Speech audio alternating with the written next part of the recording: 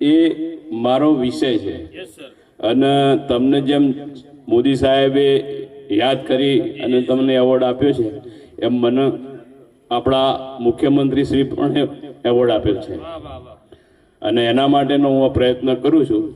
અહીંયા આજે તમે જાહેરમાં વાત કરી છે એટલે હું વાત કરું છું, પણ અહીંયા જે પણ મિત્રો બેઠા છે એમાં કોઈ જો મારી આ વાત સાંભળતા હોય, વ્યસન મુક્તિની વાત લઈ આવી ગયા છે નરેશભાઈ,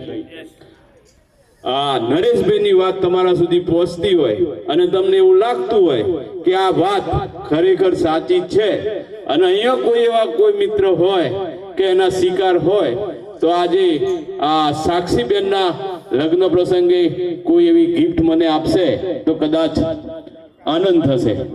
તો પિયુષભાઈ મને આવી એક ગિફ્ટ લઈ આપે તો આજનો મારો દિવસ સફળ થશે. તમને છે ને સાહેબ હું એવી ગિફ્ટ આપીશ ને જે આજ દિન સુધી કોઈ આપી નહીં હોય અને કોઈ સ્વીકારી નહીં હોય. નહીં હા તો હું સમજી ગયો, મતલબ કોઈ વ્યસન છોડે એમ સમજી ગયો તો હું વ્યસન છોડવાનું છે બેનો.